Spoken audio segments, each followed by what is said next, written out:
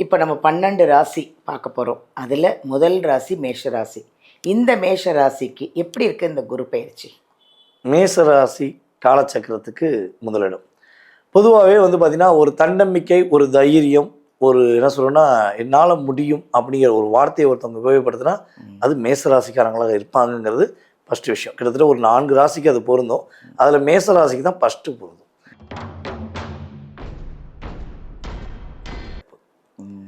வீடு வாங்கக்கூடிய யோகம் அளிக்க போகுது.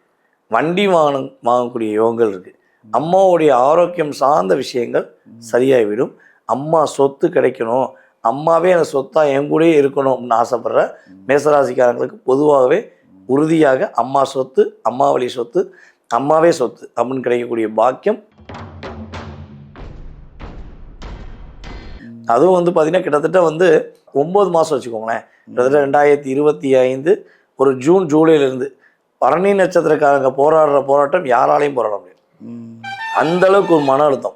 இவங்க எந்த சொன்னாலும் இவங்களுக்கு அகைனாக நடத்தக்கூடிய ஒரு டீமே இருந்திருக்கும். அந்த அளவுக்கு லாக் ஆகிருப்பாங்க. அதிகமாக நடந்திருக்கும். இவங்க எந்த தப்புமே பண்ணாமல் இவங்க தப்பு பண்ண மாதிரி ஒரு சித்தரிச்சு இவங்க மேலே மாட்டிட்டு இருப்பாங்க. இவங்க அந்த இடத்துல என்னன்னா நம்ம மேலே தப்பு இல்லைங்கிறத உணர்ச்சிப்பட்டு பேசியிருப்பாங்க. அந்த வார்த்தையும் தப்பாக்கி இவங்க மேலே பழி விழுந்திருக்கும்.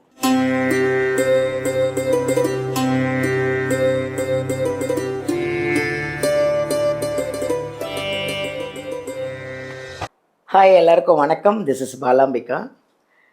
உலகமெல்லாம் பார்த்து ரசிச்சிட்ருக்கிற உங்களுடைய ஃபேனு, எங்களுடைய ஃபேன் நீங்கள் அப்படின்ற சொல்கிற அளவுக்கு எங்கள் ஜோதிடர் யுகம் சேனல் இந்த அளவுக்கு பிரபலமாகி அவ்வளோ அழகான உங்களோட கமெண்ட்ஸ் எல்லாம் கேட்கும்போது அவ்வளோ சந்தோஷமாக இருக்குது. இன்னும் என்ன உங்களுக்கு கொடுக்கலாம், என்ன சொல்லலாம் அப்படின்னு எங்களை நீங்கள் ஆவல் தூண்டுற அளவுக்கு எங்கள் சேனலை அவ்வளோ அழகாக கமெண்ட் பண்ணிகிட்ருக்கீங்க. ரொம்ப சந்தோஷமாக இருக்குது. அதுக்கு முதல்ல ஒரு நன்றி. நிறைய ஜோதிட விஷயங்கள் நிறைய பார்த்துட்ருக்கோம். அதில் இன்றைக்கி இந்த குரு பெயர்ச்சி பலன் எல்லாருக்கும் தேவைங்க. அது குரு பயிற்சி வரப்போகுது. அந்த குரு பயிற்சியில் ராசி எப்படி இருக்கும்னு எல்லாரும் ஆவலாக ஆசையாக காத்துட்ருப்பீங்க. அதுக்காக ஒரு அருமையான ஒரு ஜோதிடர், வாழ்க நலமுடன் டிஜே சுந்தர பாண்டி அவர்களை நம்ம சந்திக்க போகிறோம். குரு பெயர்ச்சி பலன்களை அவ்வளோ அழகாக அந்த 12 ராசிக்கும் அவர் எவ்வளோ அழகாக சொல்ல போகிறாரு அப்படின்றத நான் மட்டும் இல்லை, நீங்களும் கேட்க போகிறீங்க. அதை கவனமாக கேளுங்க, ஸ்கிப் பண்ணிடாதீங்க. ஃபுல் வீடியோ பார்த்தீங்கன்னா அவர் என்ன சொல்கிறாரு அப்படிங்கிறத உங்களுக்கும் புரியும். ஓகேவா? அவரை சந்திச்சிருவோமா? வாங்க அவரை பார்க்கலாம். வணக்கம் சார். வணக்கம். நல்ல குரு பெயர்ச்சிக்கு ஏற்ற மாதிரி ஒரு அழகான ஒரு மஞ்சள் கலரில் ட்ரெஸ் பண்ணியிருக்கீங்க. ஏன்னா குருக்கு பிடிச்ச கலர் அது. எனக்கு ஒன்று தான் தெரியணும், குரு பெயர்ச்சி எப்போ வருது, அது என்ன, இந்த குரு பெயர்ச்சி என்ன ஸ்பெஷல் அப்படின்றது. நீங்கள் முதல்ல என்றைக்கு குரு பயிற்சி, அது என்ன ஸ்பெஷல் கொஞ்சம் சொல்லுங்கள் மக்களுக்கு. பொதுவாகவே பார்த்தீங்கன்னா நீங்கள் சொன்ன மாதிரி குரு பகவான் ஒரு ராசியை விட்டு ஒரு ராசிக்கு ஒரு வருடத்துக்கு ஒருக்க நடந்து செல்வார், கடந்து செல்வார்னு கூட சொல்லலாம். ஸோ அப்படி இருக்கும்போது பார்த்தீங்கன்னா இந்த வருடம், இந்த 2026ஆம் ஆண்டு குரு பயிற்சியானது கரெக்டாக வருகிற ஜூன் மாதம் 2ஆம் தேதி குரு பகவான் நம்முடைய மிதுன ராசியில் இருக்க குரு பகவான் கடக ராசிக்கு வர்றார். ஸோ காலச்சக்கரத்துக்கு 4ஆம் இடம் கடகம். ஸோ இந்த கடகம் அப்படிங்கிறது பார்த்திங்கன்னா நீர் ராசின்னு நம்ம சொல்லுவோம். பொதுவாகவே பார்த்திங்கன்னா நவகிரகத்தில் மிகப்பெரிய சுப கிரகம் யாருன்னா நம்மளுடைய குரு தான். ஸோ இப்படிப்பட்ட குரு பகவான் இந்த வட்டம் பார்த்திங்கன்னா கடகத்துக்கு வரும்போது எல்லா ராசிக்குமே ஒரு மிகப்பெரிய ஒரு எழுச்சியும் மிகப்பெரிய ஒரு நல்ல ஒரு முன்னேற்றத்தை கொடுக்க போகிறார். ஸோ ஏன் இந்த வருடம் மட்டும் அப்படி கொடுக்காரு அப்படின்னா, குரு கடகராசியில் தான் உச்சம் அடையும். கடகராசியில் தான் உச்சம், நல்ல வில் பவர்.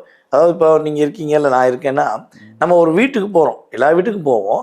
ஸோ நம்ம ஒரு வீட்டுக்குள்ளே போனேன், அதை நம்ம வீடாக பார்ப்போம், அப்படியே பிடிச்ச மாதிரி இருப்போம், ஃப்ரீ மைண்டாக இருப்போம், ஜாலியாக இருப்போம், நம்மளும் ஜாலியாக இருப்போம், அவங்களையும் ஜாலியாக வச்சுக்கிறோம். ஸோ அது ஏன் எல்லா வீட்டுக்கும் போகும்போது இந்த வீட்டுக்கு மட்டும் ஏன் முக்கியத்துவம் கொடுக்குன்னா, அந்த வீடு நம்ம மனசுக்கு பிடிச்ச வீடு.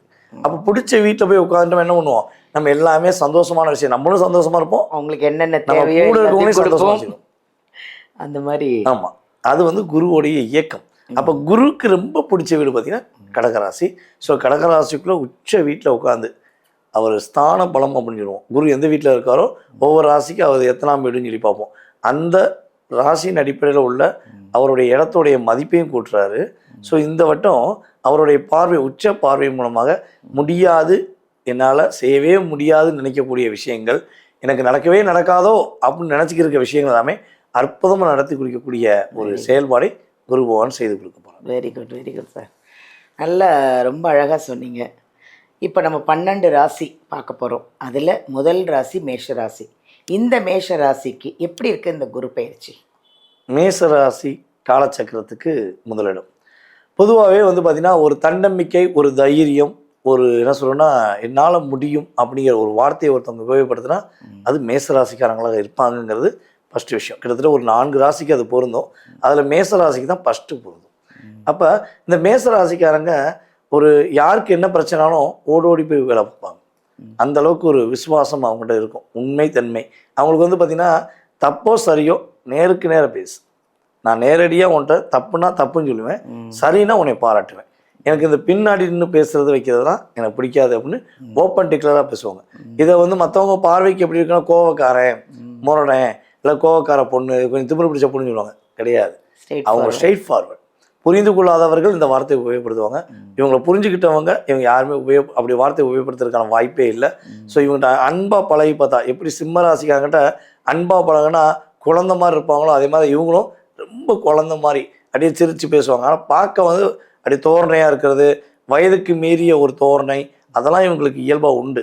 ஆனால் அன்பானவங்க, பாசமானவங்க, குழந்தை குணம் கொண்டவர்கள் நம்மளுடைய மேசராசிக்காரங்க. இப்படிப்பட்ட மேசராசி என்பவர்களுக்கு ராசிக்கு 3ஆம் இடத்துல, ராசிக்கு 3ஆம் இடத்துல இந்த குரு பகவான் இப்போ என்ன பண்ணுறாருன்னா அப்படியே 4ஆம் இடத்துக்கு போகிறார். ஸோ 4ஆம் இடத்துல அவர் அமர்றதுனால ஃபஸ்ட்டு விஷயம் என்ன பெஸ்ட்டாக நடக்க போகுதுன்னா நம்மளுடைய மேசராசிக்காரங்களுக்கு சந்தோஷம் நிலையாக இருக்க போகுது. வீடு வாங்கக்கூடிய யோகம் கிடைக்க போகுது. வண்டி வாங்கக்கூடிய யோகங்கள் இருக்குது. அம்மாவுடைய ஆரோக்கியம் சார்ந்த விஷயங்கள் சரியாகிவிடும். அம்மா சொத்து கிடைக்கணும், அம்மாவே எனக்கு சொத்தாக என் கூடயே இருக்கணும் அப்படின்னு ஆசைப்படுற மேசராசிக்காரங்களுக்கு பொதுவாகவே உறுதியாக அம்மா சொத்து, அம்மா வழி சொத்து, அம்மாவே சொத்து அப்படின்னு கிடைக்கக்கூடிய பாக்கியம் நம்மளுடைய குரு பகவான் கொடுக்க போகிறார். எப்பொழுதுமே ஒரு குரு வந்து எந்த இடத்துல உட்காந்துருக்கோ அந்த இடம் யூஸ் ஆகாதுன்னு சொல்லுவாங்க. ஆனால் இந்த வட்டம் உச்சத்தில் உட்காந்துருக்கனால அவர் உட்கார்ந்த இடத்துல ஃபஸ்ட்டு ஒரு வலிமையை ஏற்படுத்துகிறார், ஒரு தைரியத்தை கொடுப்பார். அப்போ இவங்களுக்கு பார்வை மூலமாக குரு பகவான் என்னென்னலாம் அள்ளித்தராருன்னு சொல்லி பார்த்தீங்கன்னா, தன் மேலே வீண் பலி ஏற்பட்டுருச்சேன்னு சொல்லி வருத்தப்பட்டுருப்பாங்க. இப்போ கிட்டத்தட்ட வந்து பார்த்திங்கன்னா மேசராசிக்காரங்களை கூட்டு கேட்டிங்கன்னா ஒரு 3-4 வருட காலமாக தன்னுடைய வாழ்க்கையை தொலைச்ச மாதிரி தான் இருப்பாங்க. தன்னை தொலைத்த மேசராசிக்காரங்க 80% இருப்பாங்க. உண்மையிலேயே தன்னைத்தானே தொலைச்சிருப்பாங்க. தன்னுடைய தைரியம் எங்கே இருக்குது, தன்னுடைய தன்னம்பிக்கை எங்கே இருக்குன்னு அவங்களுக்குள்ளேயே ஒரு ஃபீலிங், என்ன வாழ்க்கை வாழ்கிறோம், இது ஒரு வாழ்க்கையாக நினைக்கக்கூடிய அளவுக்கு அவங்களுக்கு நிறைய பிரச்சனை வந்துச்சு. அதுவும் வந்து பார்த்திங்கன்னா கிட்டத்தட்ட வந்து 9 மாதம் வச்சுக்கோங்களேன். கிட்டத்தட்ட 2025 ஒரு ஜூன் ஜூலையிலேருந்து பரணி நட்சத்திரக்காரங்க போராடுற போராட்டம் யாராலையும் போராட முடியாது. அந்த அளவுக்கு ஒரு மன அழுத்தம். இவங்க எந்த சொன்னாலும் இவங்களுக்கு அகைனாக நடத்தக்கூடிய ஒரு டீமே இருந்திருக்கும். அந்த அளவுக்கு லாக் ஆகிருப்பாங்க. இவங்க மேலே டோட்டலாகவே மேசராசிக்காரங்க மேலே வீண் பலி வம்பு வழக்கு என்பது கடந்த ஒரு 4 வருடத்துக்குள்ள அதிகமாக நடந்திருக்கும். இவங்க எந்த தப்புமே பண்ணாமல் இவங்க தப்பு பண்ண மாதிரி ஒரு சித்தரிச்சு இவங்க மேலே மாட்டிட்டு இருப்பாங்க. இவங்க அந்த இடத்துல என்னன்னா நம்ம மேலே தப்பு இல்லைங்கிறத உணர்ச்சிப்பட்டு பேசியிருப்பாங்க. அந்த வார்த்தையும் தப்பாக்கி இவங்க மேலே பழி விழுந்திருக்கும். ஸோ அந்த வீண் பலி கட்டாயமாக குருவுடைய 5ஆம் பார்வை மூலமாக இவங்களுடைய ராசிக்கு 8ஆம் இடத்தை பார்க்கறனால மேசராசிக்காங்க தன்னுடைய தவறுகள் இல்லாத இடத்துல இருந்து தப்பிச்சு ஒரு முன்னேற்றமான பாதைக்கு போக போகிறாங்க. ஸோ அதுக்கடுத்து அதை இவங்களுக்கு திடீர் யோகம், திடீர் அதிர்ஷ்டம்னு சொல்லுவோம் பார்த்தீங்களா, அந்த செயல்பாடுகள். ஏன்னா 8ஆம் இடங்கிறது ஒரு பக்கம் வம்பு வழக்கு பிரச்சனையாக இருந்தாலும், ஒரு போராட்டமாக இருந்தாலும், ஆயுஸ்தானமாக இருந்தாலும் திடீர் யோகமே 8ஆம் இடத்தை தான் குறிக்கும். அப்போ அந்த திடீர் அதிர்ஷ்டம், நான் ரொம்ப நாளாக முன்னாடி சில பேருக்கு உதவி செஞ்சிருந்தேன், அவங்க மூலமாக நான் முன்னேறிட்டேன். ரொம்ப நாளைக்கு முன்னாடி நான் ஒரு நல்ல விஷயம் செஞ்சிருந்தேன், அது மூலமாக இன்றைக்கி எனக்கு ஒரு நல்ல வாய்ப்பு வந்துச்சுன்னு சொல்லி சொல்லக்கூடிய அளவுக்கு இவங்களுக்கு பாக்கியம் கிரக ரீதியாக ஏற்படும். சொந்த தொழில் தொடங்கலாமா வேண்டாமா அப்படின்னு யோசிச்சுக்கிட்டே இருக்காங்கன்னா இந்த காலகட்டம் கிட்டத்தட்ட ஒரு குருபவன் வந்து பார்த்திங்கன்னா 5-6 வருடத்துக்கு ஒரு முறை தான் இந்த வாய்ப்பு கொடுப்பாரு. ஸோ இந்த காலகட்டம் நம்முடைய மேசராசி அன்பர்கள் சொந்த தொழில் தொடங்கி வெற்றி பெறுவார்கள்னு சொல்லி தைரியமாக சொல்லலாம். அதுக்கப்புறம் வெளிநாடு போகலாமா அப்படின்னு ஒரு கேள்வி கேட்காங்கன்னா, சனி பகவான் 12ஆம் இடத்துல இருக்கனால, சனி பகவானை குரு பகவான் தன்னுடைய 9ஆம் பார்வை மூலமாக பார்க்கறனால இவங்க வெளிநாடு போகக்கூடிய யோகம் உறுதியாக உண்டு. இருக்கிற இடத்த விட்டு வேலையை விட்டு இன்னொரு வேலைக்கு மாறுறது, அதுவும் பதவி உயர்வோடு பெறக்கூடிய யோகங்கள் நம்மளுடைய மேசராசி என்பவர்களுக்கு குரு பகவான் தன்னுடைய பார்வையின் மூலமாக ஒரு அற்புதமான மாற்றங்களை, அதாவது 8ஆம் இடத்தையும் இவங்களுடைய 10ஆம் இடத்தையும் இவங்களுடைய 12ஆம் இடத்தை பார்க்கறனால பொருளாதாரம் சார்ந்த விஷயங்களில் தடை என்பது எதுவுமே கிடையாது. அதை உடை அப்படின்னு சொல்லக்கூடிய அளவுக்கு மேசராசிக்காரங்களுக்கு மிகப்பெரிய சிறப்பு இருக்குது. இன்னுமே தான் உண்மையிலேயே மேசராசிக்காரங்க நிம்மதியாக தூங்குவாங்க. ஏன்னா தூக்கத்தை தொலைச்சிட்டாங்க. சூப்பர், ரொம்ப அருமையாக சொன்னீங்க. ரொம்ப அதாவது எல்லாத்தையும் தாண்டி வந்துட்டாங்க. ரொம்ப ஆறுதலாக இருக்குது அவங்களுக்கு. இப்போ இந்த மேஷ ராசிக்கு இவ்வளோ அழகாக சொன்னீங்க, அவங்களுக்கு ஏதாவது வழிபாடுகள் இருக்கா? கண்டிப்பாக இருக்குது மேடம். அதாவது குரு பகவான் இவ்வளோ அற்புதமான விஷயங்களை, நல்ல மாற்றங்களை, ஏகப்பட்ட பிரச்சனைந்து விடுதலை கொடுத்தாலும் குருவை இன்னும் கொஞ்சம் நெருங்கி பாசமாக இவங்க வந்து ஈர்ப்பை எடுத்துக்கொள்ளணும் அப்படின்னு ஆசைப்பட்டாங்கன்னா நம்முடைய மேசராசிக்காரங்க வந்து பார்த்திங்கன்னா சூரிய பகவான் வழிபாடும் சிவன் வழிபாடும் பின்பற்றினாங்கன்னா குரு பயிற்சியில் மிகப்பெரிய ஏற்றமும் மிகப்பெரிய மாற்றமும் இவங்களுக்கு சூப்பராக இருக்கும். பொதுவாகவே வந்து பார்த்திங்கன்னா மேசராசிக்காரங்க நான் முருகனை வழிபாடு செய்வேன் தான் சொல்லுவாங்க. எனக்கு முருகனை ரொம்ப பிடிக்கும், என் உயிர், என் அப்பன் அப்படின்னு சொல்லக்கூடிய மேசராசிக்காரங்க முருகனுடைய அப்பாவையும் சேர்த்து கும்பிட்டாங்கன்னா வெற்றி மேலே வெற்றி உறுதியாக மேசராசிக்கு உறுதியாக உண்டு. ஸோ நம்ம சொல்லக்கூடிய இந்த வழிபாடை யாரெல்லாம் ஏற்றுக்கிறாங்களோ, யார் முருகனை ரொம்ப லவ் பண்ணுறாங்களோ பாருங்கள், கீழே கமெண்ட்ஸை அள்ளி கொட்டும். கமெண்ட்ஸில் முருகா முருகா முருகா அப்படியே முருகா சொல்லி பட்டையை கீட்டுவாங்க. சூப்பராக இருக்கும். Thank you sir. தேங்க்யூ. ரொம்ப சந்தோஷமாக இருக்குது அது கேட்கும்போதே. மேஷராசிக்கு ஆறுதலாக எவ்வளோ அழகாக சொன்னாங்க. ரொம்ப கஷ்டத்தெல்லாம் தாண்டி வந்துட்டீங்க, இனிமேல் என்னங்க கவலைப்படுறீங்க, ஹாப்பியாக இருங்க. இந்த குரு பயிற்சி உங்களுக்கு தான், நீங்கள் என்ன நினச்சா நடக்கும்.